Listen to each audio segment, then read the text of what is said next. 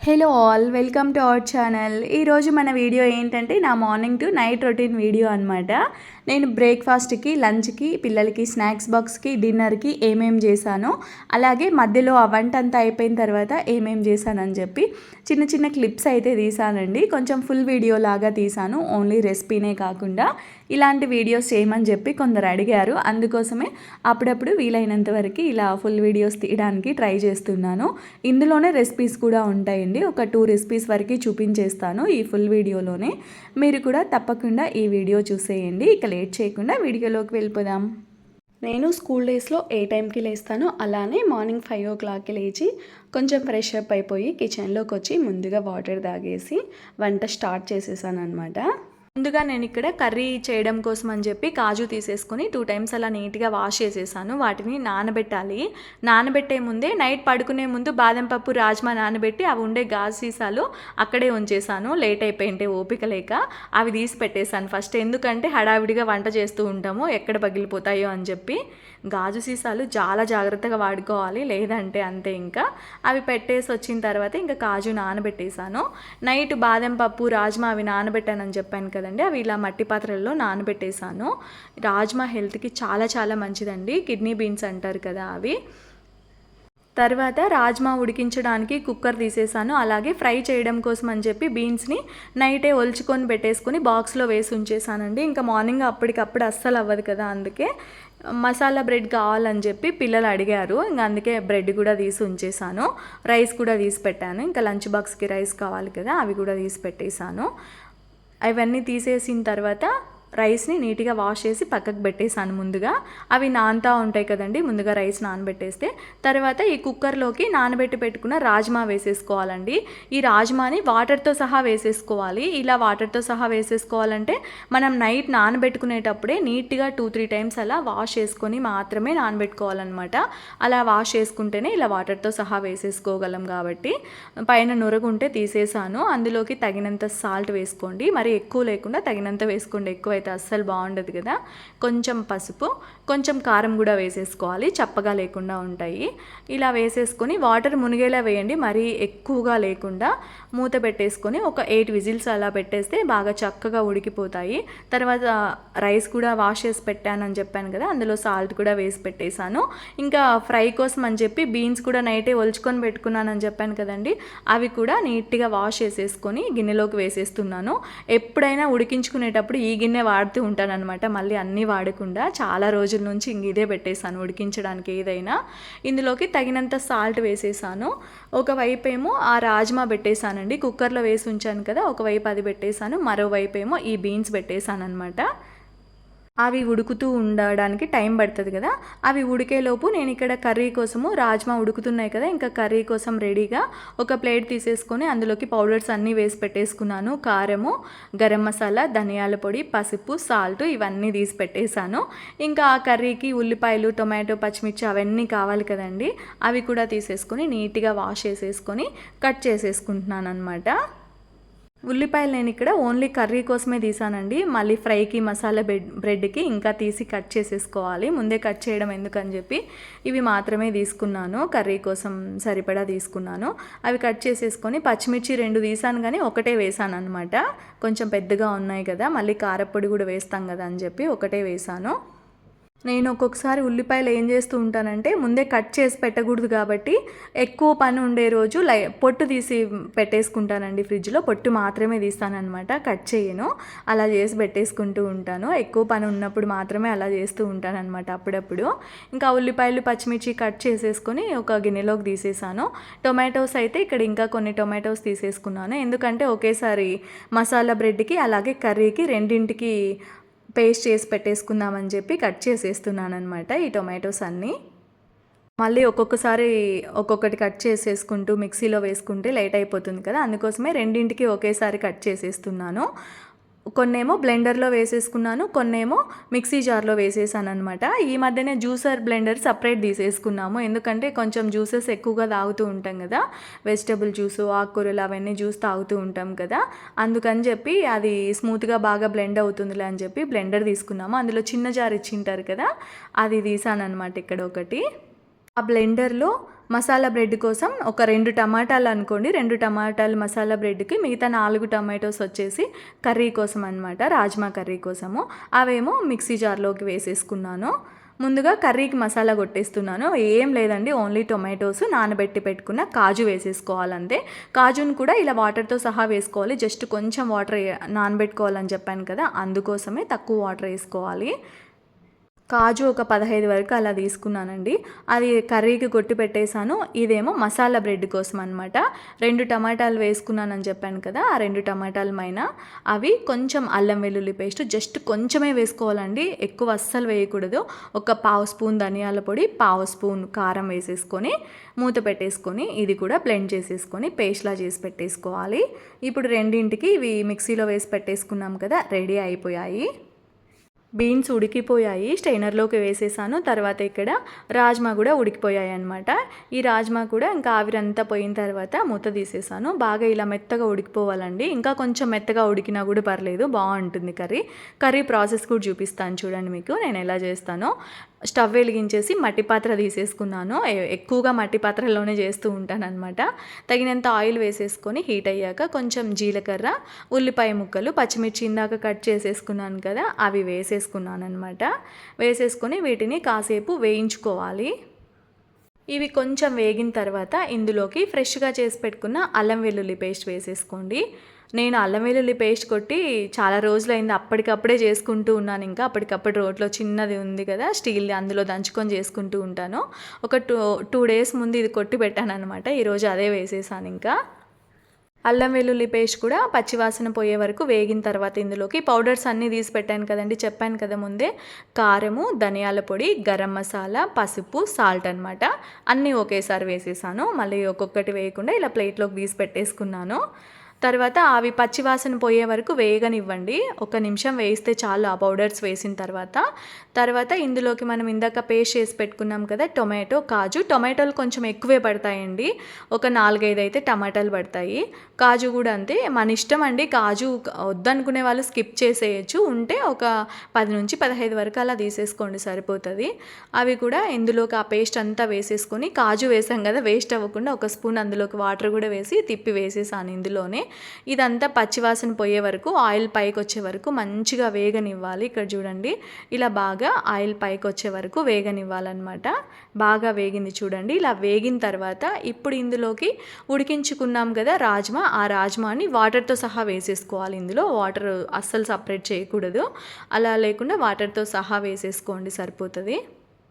వేసేసి ఒకసారి కలుపుకోవాలి. ఒకవేళ మనకి వాటర్ కొంచెం ఇంకా చిక్కగా ఉంది కదండి, ఇలా చిక్కగా ఉంటే మనం ఉడికించుకున్నాం కదా ఆ కుక్కర్ ఉంటుంది కదా, ఆ కుక్కర్లోకే కొంచెం వాటర్ తగినన్ని, మనకి ఎంత వాటర్ కావాలో అంత ఆ కుక్కర్లోనే వేసేసుకొని ఒకసారి అలా కలిపేసి తగినన్ని వాటర్ కూడా ఇందులోకి వేసేసుకోవాలన్నమాట. నేను ఇక్కడ సాల్ట్ చెక్ చేసేస్తున్నాను, సాల్ట్ తక్కువ అనిపిస్తే వేసుకోవచ్చు, సరిపోతే ఏం అవసరం లేదనమాట. ఇంకా మూత పెట్టేసామంటే బాగా ఉడికిపోతుంది. ఇది ఉడకంగానే ఇంకా అవ్వలేదండి, ఇందులో ఇంకా కొన్ని వేయాలి ఈ కర్రీలో. మూత తీసేసి చూసామంటే కాసేపటికి ఇలా బాగా ఉడికింటుంది. కర్రీ చిక్కబడిన తర్వాత స్టవ్ ఆఫ్ చేసే ముందు కొంచెం వేయించిన జీలకర్ర పొడి, కొంచెం కసూరి మేతి, కొంచెం కొత్తిమీర వేసేసుకొని ఒకసారి కలిపేసి 1 నిమిషం పాటు అలా ఉంచి స్టవ్ ఆఫ్ చేసేస్తే రాజ్మా కర్రీ రెడీ అయిపోతుంది. ఇది ఉండే కొద్దీ బాగా గట్టిపడిపోతుందండి, కన్సిస్టెన్సీని చూసి స్టవ్ ఆఫ్ చేసేసుకోవడం అంతే. ఈ రాజ్మా కర్రీని ఎక్కువగా చపాతీలోకి చేసుకుంటూ ఉంటారు కదా, నేను కూడా ఈ రాజ్మా కర్రీ చేసిన రోజు నైట్కి చపాతీ చేసేస్తాను. ఆఫ్టర్నూన్ ఏంటంటే రైస్లోకి మేము ఏ కర్రీ చేసినా కూడా అది తినే ముందుగా మునగాకు పొడితో అన్న, కరివేపాకు పొడితో అన్న కొంచెం తిని తర్వాత కర్రీ వేసుకుంటాము. ఇంకా కొంచెం రైస్లోకే కదా కర్రీ అన్నట్టు, రైస్లోకి కూడా ఆఫ్టర్నూనే చేసేస్తానమాట రాజ్మా కర్రీ, మళ్ళీ వేరే కర్రీ లేకుండా. మాకైతే ఈ స్టైల్లో చేస్తే రైస్లో కూడా బాగా నచ్చుతుందండి.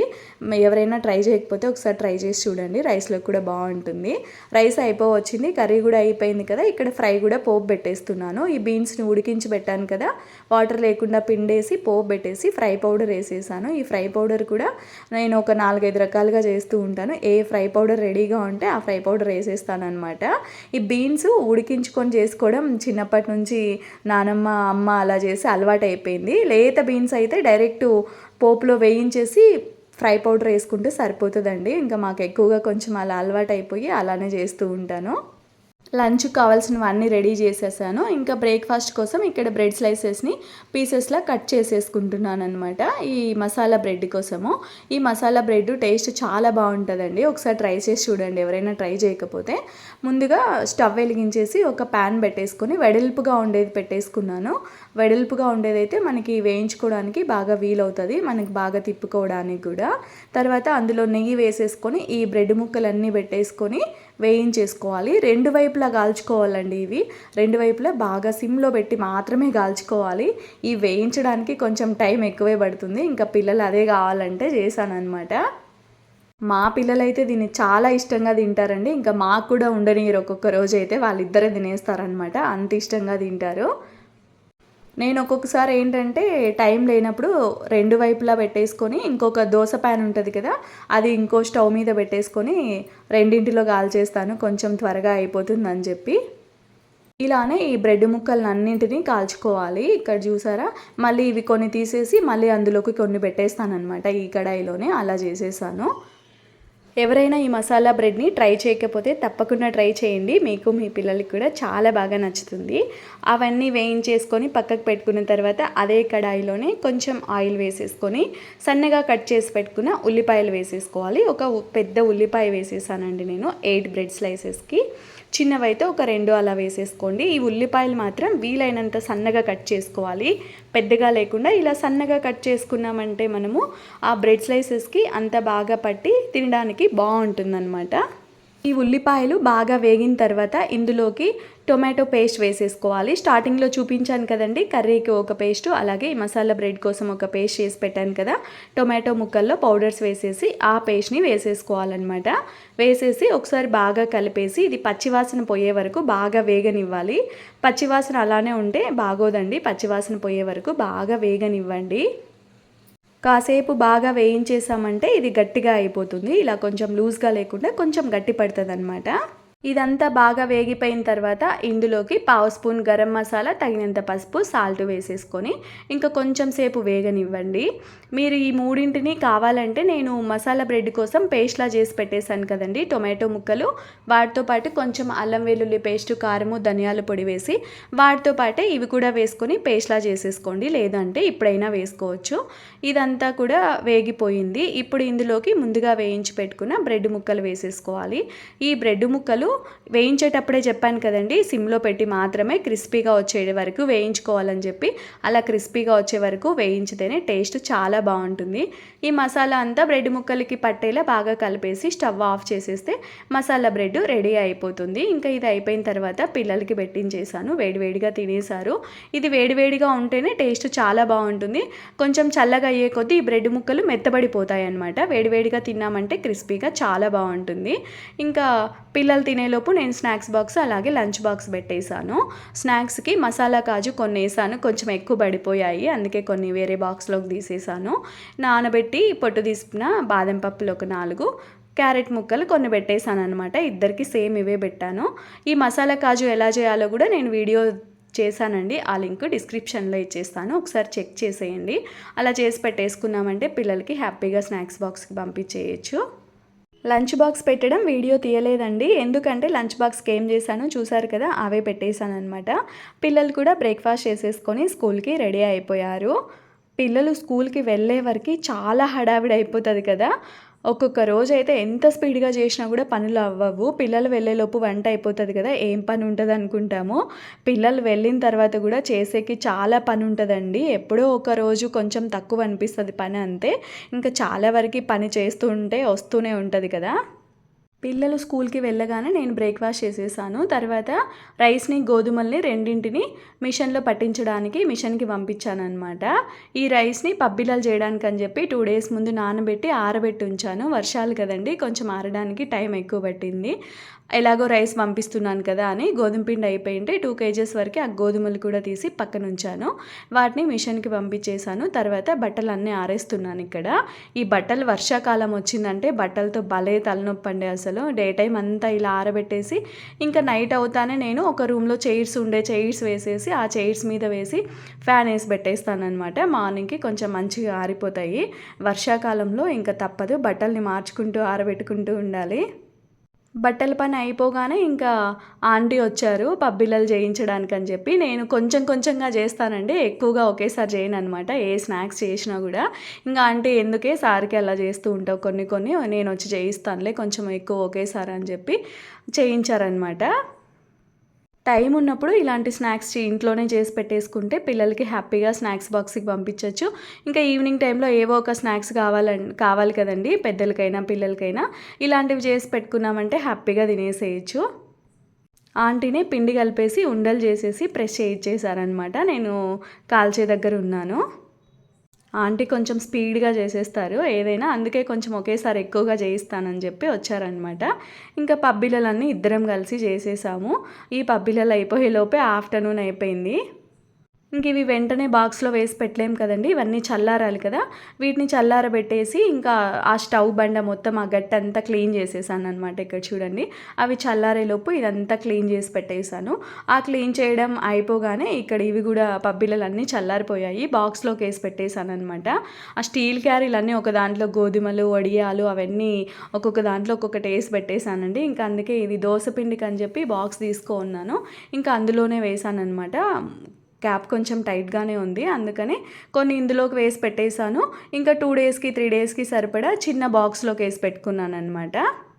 ఈ బాక్స్ నాకు చాలా నచ్చుతుందండి. 2 years బ్యాక్ ఆన్లైన్లో ఆర్డర్ చేసుకున్నాను. మళ్ళీ ఆర్డర్ చేద్దామంటే ఇప్పుడు అవుట్ ఆఫ్ స్టాక్ అని చూపిస్తుంది.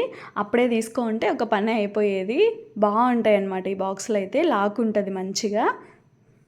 ఈ బాక్స్ ఒక్కటే కాదండి, చాలా వరకు కొన్ని ఇలానే జరిగాయి. ఆన్లైన్లో ఆర్డర్ చేసుకున్నవి బాగా నచ్చినవి వాడిన తర్వాత మళ్ళీ ఆర్డర్ చేసుకుందాం అనుకుంటే అంతలోపే అవుట్ ఆఫ్ స్టాక్ ఉంటుందన్నమాట. పబ్బిళ్ళలన్నీ సర్దేసి లంచ్ చేసేసామన్నమాట. ఇంకా లంచ్ తర్వాత కాసేపు రెస్ట్ తీసుకున్నాను. పనులన్నీ చేసుకొని తినేసి కొంచెం సేపు రెస్ట్ తీసుకునే లోపే పిల్లలు వచ్చేస్తారు కదండి. ఇంకా పిల్లలు వచ్చిన తర్వాత వాళ్ళ పనులన్నీ ఉంటాయి కదా, వాళ్ళకి డ్రెస్సులు తీసి పెట్టాలి, ఇంకా వాళ్ళు ఫ్రెష్ అప్ అయిన తర్వాత వాళ్ళకి స్నాక్స్ పెట్టడం అవి ఇవి అన్నీ ఉంటాయి కదా, అవన్నీ అయిపోయాయి. తర్వాత ఇంకా ఈవినింగ్ 5 to 5:30 మధ్యలో ఈ గోధుమ పిండి కలిపి పెట్టేశాను అనమాట నైట్కి. ఇంకా రాజ్మా కర్రీ కాబట్టి చపాతీ పిండి కలిపేశాను. మేము డైలీ చపాతీ ఏం చేసుకోమండి, కర్రీని బట్టి చేస్తూ ఉంటాను. ఒక్కొక్కసారి రైస్, ఒక్కొక్కసారి రాగి సంగటి అలా చేస్తూ ఉంటాను అనమాట. నైట్ టైమ్స్ రాగి సంగటి మాకు అలవాటే అండి. నైట్ తింటారా అని అంటారు కొందరు, నైట్ మాకు బాగా అలవాటే చిన్నప్పటి నుంచి. లైట్గా తినాలి అనుకుంటే ఫ్రూట్స్ అలసందలు అలాంటివి ఉంటాయి కదా, అవి కూడా తినేస్తూ ఉంటాం ఒక్కొక్క రోజు. ఈరోజు వీడియో అయితే ఇదే అండి. వీడియో నచ్చితే లైక్ చేయండి, అలాగే ఇలాంటి మరికొన్ని వీడియోస్ కోసం నా ఛానల్ని తప్పకుండా సబ్స్క్రైబ్ చేసుకోండి. Thank you for watching.